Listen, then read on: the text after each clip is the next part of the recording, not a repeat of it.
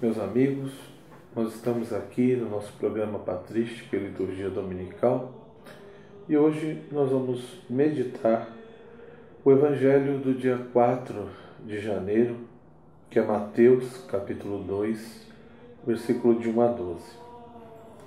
Tendo nascido Jesus na cidade de Belém, na Judéia, no tempo do rei Herodes, eis que alguns magos do Oriente chegaram a Jerusalém perguntando: onde está o rei dos judeus que acaba de nascer? Nós vimos a sua estrela no Oriente e viemos adorá-lo. Ao saber disso, o rei Herodes ficou perturbado, assim como toda a cidade de Jerusalém. Reunindo todos os sumos sacerdotes e os mestres da lei, perguntava-lhes onde o Messias deveria nascer. Eles responderam: em Belém, na Judéia, pois assim foi escrito pelo profeta. E tu, Belém, terra de Judá, de modo algum és a menor entre as principais cidades de Judá, porque de ti sairá um chefe que vai ser o pastor de Israel, o meu povo. Então Herodes chamou em segredo os magos e procurou saber deles cuidadosamente quando a estrela tinha aparecido. Depois os enviou a Belém, dizendo: ide procurai obter informações exatas sobre o menino. E quando o encontrardes, avisai-me, para que também eu vá adorá-lo. Depois que ouviram o rei, eles partiram. E a estrela que tinham visto no Oriente ia adiante deles, até para saber sobre o lugar onde estava o menino. Ao verem de novo a estrela, os magos sentiram uma alegria muito grande. Quando entraram na casa, viram o menino com Maria, sua mãe. Ajoelharam-se diante dele e o adoraram. Depois abriram seus cofres e lhe ofereceram presentes: ouro, incenso e mirra. Avisados em sonho para não voltarem a Herodes, retornaram para sua terra seguindo outro caminho. Nós temos um grande padre da igreja, que foi São Leão Magno, que foi papa e doutor, que viveu no século V. E ele tem um sermão, que é o sermão número 7, onde ele faz uma reflexão justamente sobre a Epifania do Senhor. Ele diz assim: quando os 3 magos foram conduzidos pelo esplendor de uma nova estrela para virem adorar a Jesus, eles não ouviram expulsando a demônios, ressuscitando aos mortos, dando vista aos cegos, curando os aleijados, dando a faculdade de falar aos mudos, ou qualquer outro ato que revelava seu poder divino. Mas viram um menino que guardava silêncio, tranquilo, confiado aos cuidados de sua mãe. Não aparecia nele nenhum sinal de seu poder, mas lhes ofereceu a visão de um grande espetáculo, sua humildade. Por isso o espetáculo desse santo menino, Filho de Deus, apresentava aos seus olhares o ensinamento que mais tarde devia ser proclamado, e o que ainda não proferia o som de sua voz, o simples fato de ver-lhe fazia já que ele o ensinasse. Toda a vitória do Salvador, que subjugou o diabo e ao mundo, começou pela humildade e se consumou pela humildade. Começou na perseguição, seus dias assinalados, e também os terminou na perseguição. Ao menino não lhe tem faltado o sofrimento, e ao que fora chamado a sofrer não lhe faltou a simplicidade da infância, pois o unigênito de Deus aceitou, só pela humilhação de sua majestade, nascer voluntariamente homem e poder ser morto pelos homens. Se pelo privilégio de sua humildade Deus onipotente tem tornado boa a nossa causa tão má, e se destruiu a morte, o autor da morte, não repelindo o que lhe faziam sofrer os perseguidores, mas suportando com grande brandura e por obediência a seu Pai as crueldades dos que se levantavam contra ele, quanto mais nós temos de ser humildes e pacientes, visto que, se nos advém alguma provação, isto nunca acontece sem tê-la merecido? Quem se gloriará de ter um coração casto e de estar limpo de pecado? E como disse São João: se dissermos que não temos pecado, nos enganaríamos a nós mesmos, e a verdade não estaria conosco.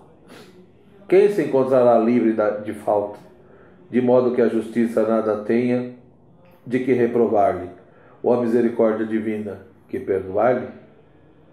Por isso, amadíssimos, a prática da sabedoria cristã não consiste nem na abundância de palavras, nem na habilidade para discutir, nem no desejo de louvor e de glória, mas na sincera e voluntária humildade que o Senhor Jesus Cristo tem escolhido e ensinado como verdadeira força, desde o seio de sua mãe até o suplício da cruz. Então veja, meus irmãos, o modo, a maneira, né, como São Leão Magno interpreta, né, essa festa hoje, né, dessa manifestação do Senhor, né? Epifania, o Senhor que se manifesta no nosso meio. Aquele que nós já celebramos, né, que se encarnou, que veio até nós, que a gente vem celebrando desde o dia de Natal, e hoje de maneira tão especial, então, essa manifestação do Senhor aos reis magos, né? Então, para São Leão Magno, que foi doutor da Igreja e Papa, né? Ele mostra no entendimento dele o grande ponto aí, ou seja, essa primeira manifestação. Ele diz: quando os três magos foram conduzidos pelo esplendor de uma nova estrela para adorarem a Jesus, né? Eles não viram Jesus fazendo milagres, expulsando demônios, ressuscitando mortos, ou seja, nenhum tipo de sinal que lembrasse todo o poder divino e a dimensão divina de Jesus. Mas ao contrário, o que eles viram foi o quê? A singeleza, né, de uma criança, a fragilidade de um menino, de um bebê, de um recém-nascido. E no entendimento de São Leão Magno, toda a vitória de Cristo, toda a vitória do Salvador que conseguiu subjugar a morte, o diabo e o mundo, começou pela humildade e se consumou pela humildade. Então, no entendimento dele, essa epifania, né? O Senhor que vem e se manifesta aos reis magos, na sua simplicidade, na sua pequenez, mostra ali então esse ponto fundamental, segundo Leão Magno. Ou seja, se todos nós queremos realmente, né, viver a identidade cristã, praticar a sabedoria cristã, a questão não é tanto saber falar bonito, a abundância das palavras, ou a retórica, a oratória, a habilidade em discursar e em discutir, mas sim saber viver a humildade de maneira voluntária, como Cristo viveu. Ele que era Deus Todo-Poderoso, né? E se fez homem, e não só se fez homem, mas se manifestou em toda a pequenez e fragilidade de uma criança, nos mostrando, portanto, a importância de trilharmos o caminho da humildade. Porque talvez o grande problema da nossa vida, muitas vezes, seja justamente a soberba e o orgulho, que nos leva a achar que somos melhores que todo mundo e, principalmente, a nos fecharmos à graça de Deus e não admitirmos e reconhecermos que nós precisamos de Deus, precisamos da sua graça, do seu auxílio, da sua ajuda, precisamos do seu perdão, da sua misericórdia e também precisamos dos outros, dos irmãos. Então, que nesse dia da Epifania do Senhor, o Senhor realmente possa, né, nos conduzir, que nós possamos também redescobrir cada vez mais a estrela de Deus na nossa vida, da mesma forma que a estrela iluminou o caminho dos reis magos, e essa estrela que levou os reis magos até Jesus para poder adorá-lo, que realmente a luz do Senhor nos ilumine e nos conduza de fato até Cristo, e que nós possamos cada vez mais adorar o Senhor Jesus na nossa vida e imitá-lo profundamente com essa virtude da humildade, reconhecendo que muitas vezes somos pecadores infiéis, né? E necessitamos da sua graça.